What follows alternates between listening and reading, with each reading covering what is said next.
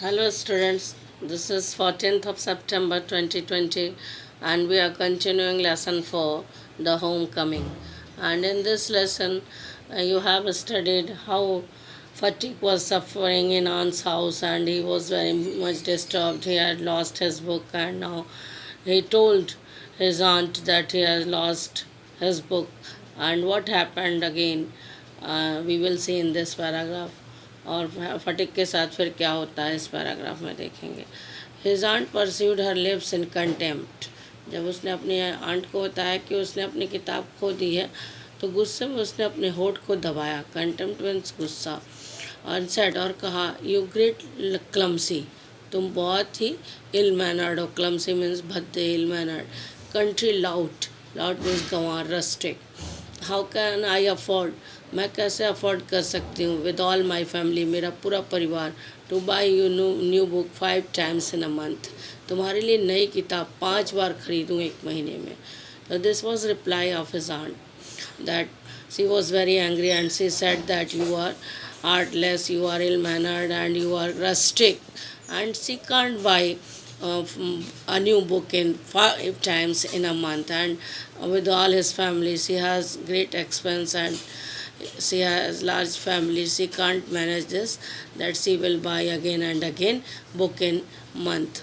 That night on his way back from home, उस रात जब वो घर आ रहा था रास्ते में, फटीक had bad headache. फटिक को बहुत ही सर दर्द होने लगा. एंड फिट ऑफ शिवरिंग, और बुखार का दौरा पड़ा. He felt he was going to have an attack of malarial fever, उसे मलेरिया फीवर का अटैक हो गया. He was his one great fear, उसका जो एकमात्र भय था, that he would be nuisance to his aunt, कि वो उसके लिए, वह जो अपनी आंटी के लिए एक न्यूसेंस बन जाएगा, चिढ़ाने वाला व्यक्ति बन जाएगा, उनके लिए परेशानी बन जाएगा. तो जब वो लौट रहा था, he was coming home from his school, he felt headache and he was suffering from fever. And this was attack of malaria and malarial fever, malaria. He was fearing, he was afraid of that his aunt will be very much troubled when she will see him. The next morning Fatigue was now here to be seen. अगली सुबह fatigue को वहाँ नहीं देखा गया. All search in neighbourhoods, सभी ने उसे तलाश किया नेबरहुड में. नेबरहुड मतलब पड़ोस में. प्रूव्ड फ्यूटाइल, सभी की तलाश बेकार थी, फ्यूटाइल बेकार थी. The rain had been powering, बारिश हो रही थी. टोरेंट, बहुत तेज़ी से. ऑल नाइट, पूरी रात. And those who went out, और जो लोग बाहर गए थे, इन सर्च ऑफ बॉय, उस लड़के की तलाश में, गॉड ड्रेंस्ड, भीग गए थे. थ्रू टू स्किन, पूरी तरह नीचे से ऊपर तक भीग गए. एट लास्ट बिसम्बर आस्क, अंत में बिसम्बर ने पूछा, हेल्प फ्रॉम पुलिस, बिसम्बर ने पुलिस की मदद ली.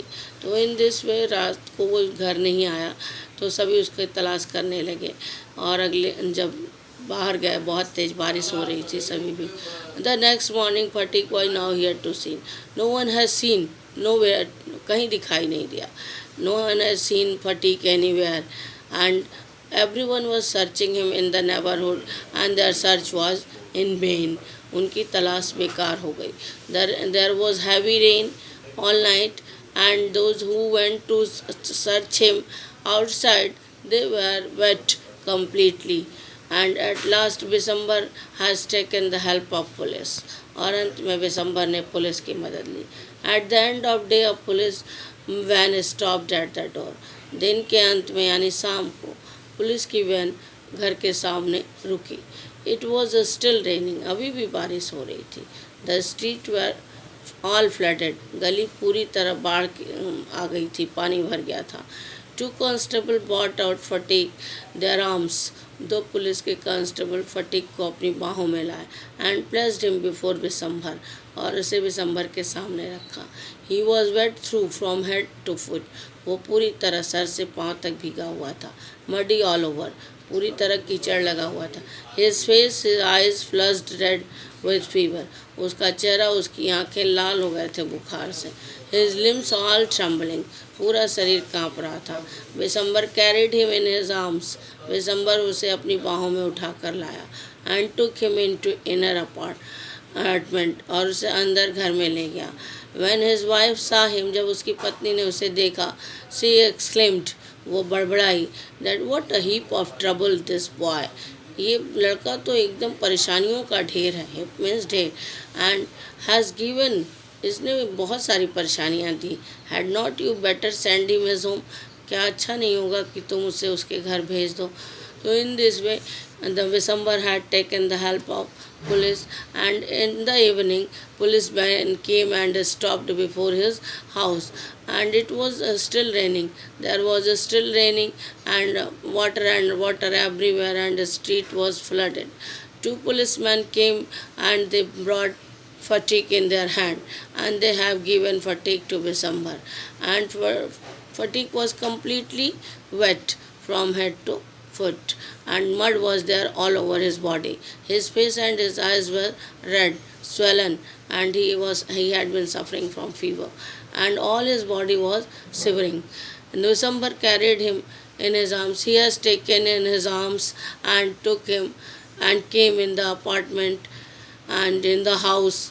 When his wife had seen him, she said that he is great trouble for them, and it will be better to send him his home once again. And in this way, she had been suffering a lot from the side of this boy. That's why she wanted to send him back to his house.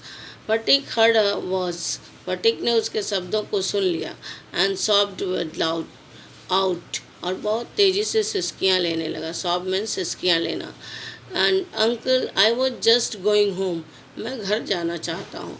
But they dragged me back again, मैं घर जा रहा था लेकिन वो मुझे वापस खींच कर लाए. तो this was reply of Sphatik.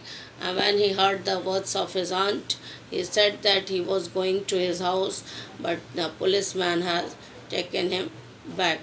In this way, this video has been finished. Now we will see explanation in next video. That's all for today.